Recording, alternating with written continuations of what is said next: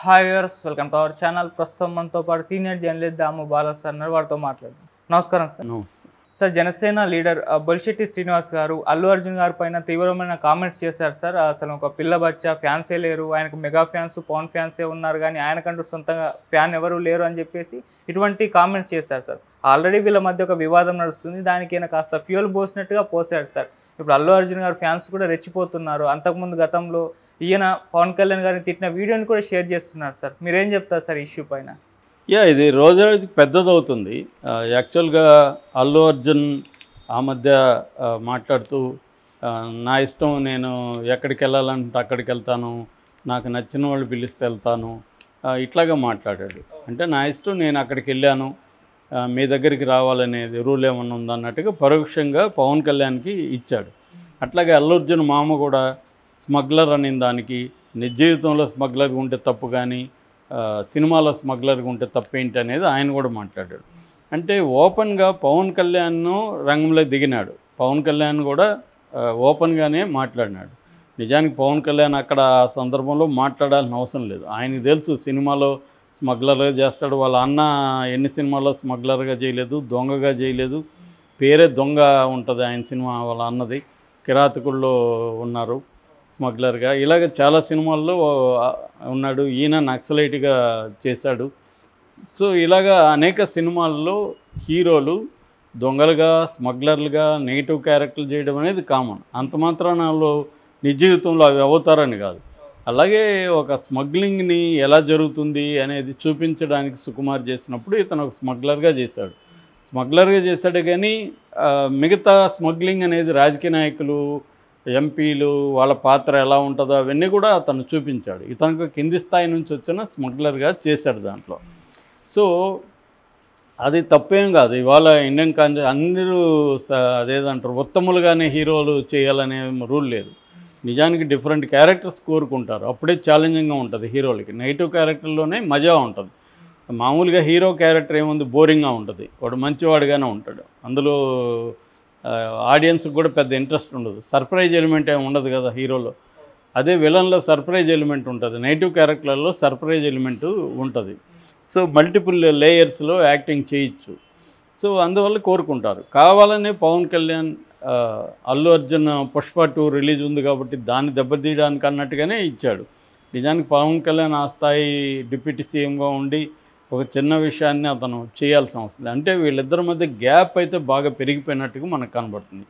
ఇప్పుడు దీనికి అదేదంటారు అగ్నికి ఆజ్యం పోసినట్టుగా ఈ తాడేపల్లిగూడెం ఎమ్మెల్యే జనసేన బొలిశెట్టి శ్రీనివాస్ ఆయన ఒక ప్రెస్ మీట్లో మాట్లాడుతున్నప్పుడు ఆయన అడిగారు, అల్లు అర్జున్ ఇలా మాట్లాడాడు కదా, మీ కామెంట్ ఏంటంటే అసలు అతను పిల్లబచ్చా, అతనికి అసలు ఫ్యాన్స్ ఉన్నారా, ఏదన్నా బ్రాంచ్లు, ఫ్యాన్స్ అంటే మెగా ఫ్యాన్సే, వీళ్ళు ఏమన్నా మన షామియానా షాపుల్లాగా ఏమైనా బ్రాంచ్లు పెట్టుకున్నారేమో, అతను ఏమన్నా పుడింగా, అతను నేను నా ఇష్టం అయితే వస్తానంటే నిన్ను ఎవడు రమ్మన్నాడు, అసలు నువ్వు వస్తే ఎంత రాకపోతే ఎంత, 21 మంది నిలబడితే 21 మంది మేము గెలిచాము, మీ నాన్ననే నువ్వు గెలిపించుకోలేకపోయావు, నీ వల్ల ఏమవుతుందని డైరెక్ట్గానే అటాక్ చేసేసారు.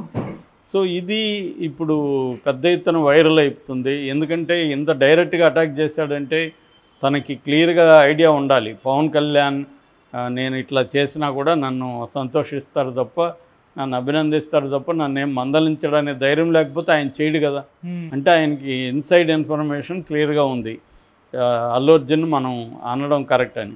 సో ఒక్కటి స్టార్ట్ చేశాడంటే ఇంక జనసేన నాయకులు అందరూ కూడా స్టార్ట్ చేసే అవకాశం కనిపిస్తుంది. ఇతను కానీ ఇప్పుడు పవన్ కళ్యాణ్ కంట్రోల్ చేయకపోతే జనసేన నాయకులు కూడా ఇది పొలిటికల్ టర్న్ తీసుకుంటుంది. ఖచ్చితంగా అప్పుడు వైసీపీ ఆటోమేటిక్గా ఇతను ఓన్ చేసుకుంటుంది. YCP social media Allu Arjun ఫ్యాన్స్లోకి చొరబడిపోయి వాళ్ళు జనసేన మీద అటాక్ వాళ్ళకి సాకు దొరికింది. ఇప్పటివరకు పవన్ కళ్యాణ్ మీద గెలిచిన తర్వాత డైరెక్ట్గా జగన్ కానీ మిగతా ఎవరు కూడా కామెంట్లు కానీ విమర్శలు కానీ చేయట్లేదు.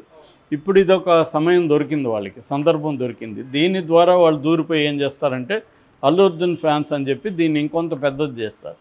ఈ లోపల తెలుగుదేశం వాళ్ళు కూడా అటుపక్క పవన్ కళ్యాణ్ ఫ్యాన్స్లకి వాళ్ళు దూరిపోయి వాళ్ళు కూడా చేస్తారు. ఇలాగ పొలిటికల్ అయిపోతుంది అనమాట ఇది. ఓకే. సో దాంతో ఇప్పుడు అల్లు అర్జున్ ఫ్యాన్స్ రంగంలోకి దిగారు. గతంలో ఇదే బొలిశెట్టి శ్రీనివాస్ తెలుగుదేశంలో ఉన్నాడు.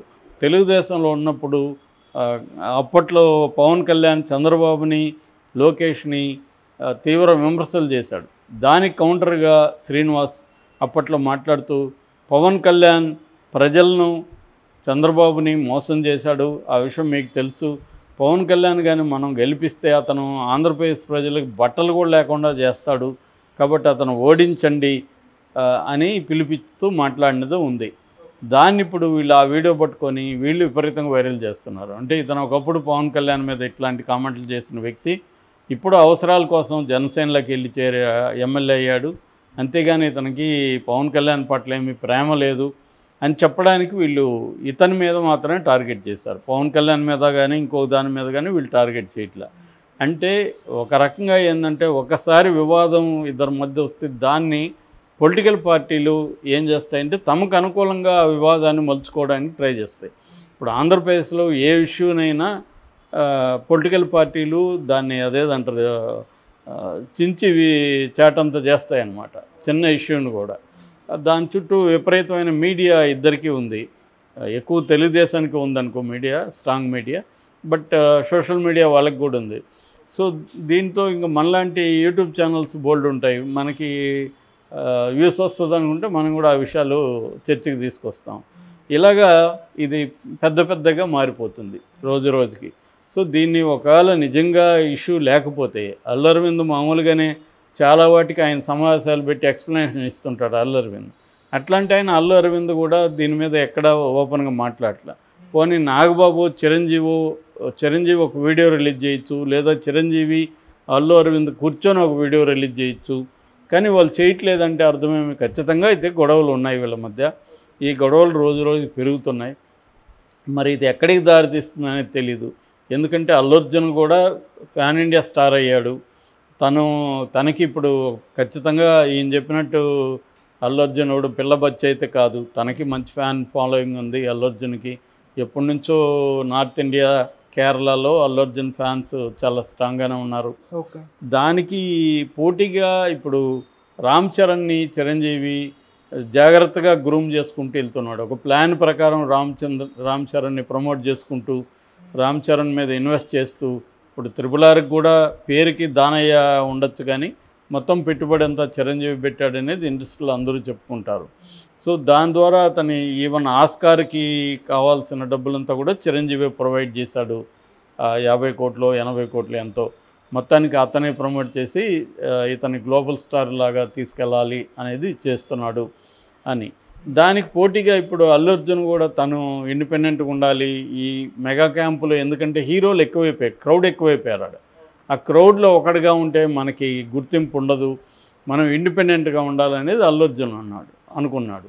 సో దీనివల్ల క్లాష్ వస్తుంది. అంటే చిరంజీవి నీడలో తను ఉంటే తను ఓన్ ఐడెంటిటీ రాదనేది అల్లు అర్జున్ అనుకుంటాడు. ఎవరైనా హీరోలు ఇవాళ సపరేట్ ఐడెంటిటీ ఉండాలి, పాన్ ఇండియా లెవెల్లో వెళ్ళాలి అనుకునే ప్రతి ఒక్కరు అనుకుంటారు కదా. అనుకోని హీరో ఎవరు ఉంటారు? సాధ్యం అవ్వచ్చు, అవ్వకపోవచ్చు తప్ప కోరికైతే ఉండొచ్చు. సో ఆ రకంగా అల్లు అర్జున్కి ఏం తక్కువ, అతను డ్యాన్సులు బాగా చేస్తాడు, పెర్ఫార్మెన్స్ బాగుంది, ఫిజికల్గా ఇంప్రూవ్ చేసుకున్నాడు, ఫైట్స్ బాగున్నాయి.